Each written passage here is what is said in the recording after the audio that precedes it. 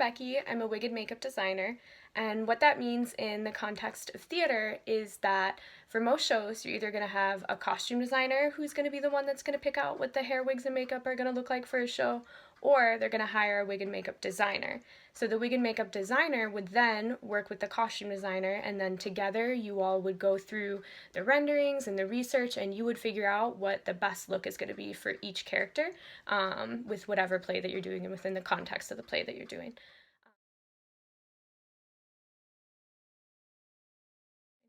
I think a lot of times with this job, people think that you're going to constantly be doing makeup and constantly be doing hair. But the truth of it is, a lot of it is design work. A lot of it is that pre-show work where you're in the shop, you're doing roller sets on wigs, you might be building wigs, you might be making prosthetics, you're just sitting there, you're making makeup designs, and then you're actually going to be teaching the actors and actresses how to do these makeups and how to do these hairstyles, and sometimes even how to put their own wigs on. Um,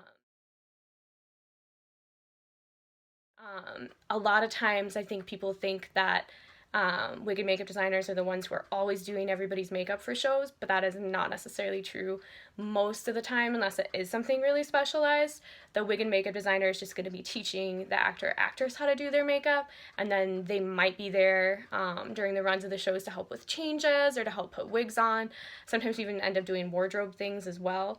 So I think that's one thing that you really do have to understand. Like, if you are interested in getting into this line of work, just know that it doesn't necessarily mean that you're going to be 24/7 doing makeup, maybe the same way that you would be if you were working in film and TV. There's certainly going to be plenty of times where you're doing makeup. You're going to be doing tons of design work, tons of teaching, but a lot of it is more just learning how to collaborate with other people and making sure that you can all communicate what the overall design is together, rather than you always getting to just show off your own makeup and your own hair skills and everything.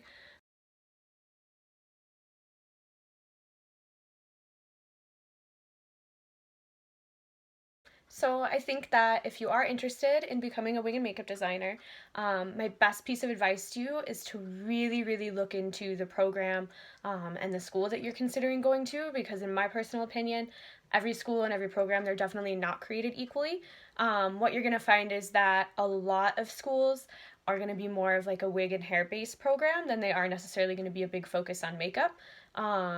Do I necessarily think that that is wrong? No. A lot of times in theater, you're going to be doing more hair and more wig work than anything else.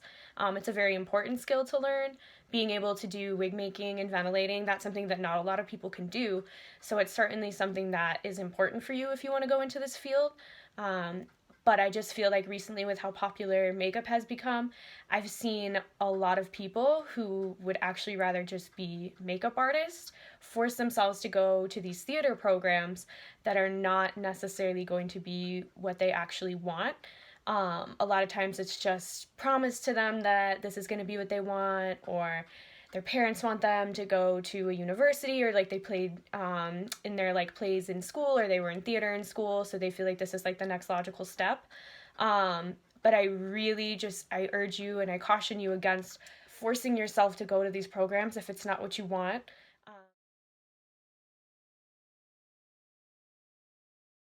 I went to the Conservatory of Theater Arts at Webster University for wig and makeup design. I really loved my program, I loved my school, and I'm so glad that I went there, but I am deeply passionate about theater.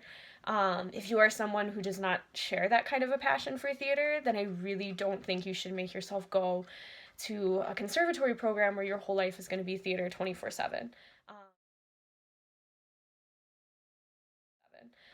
If you really are just interested in doing makeup, there's a lot of great like makeup schools and special effects schools that are out there. And what's also cool about those is that sometimes you even get to learn like ventilating and wig making at those schools as well. So don't feel like you're limited because you're doing theater now. If that's not necessarily the path that you want to go down, but you see a different path that you want, you can't be afraid to go for that either.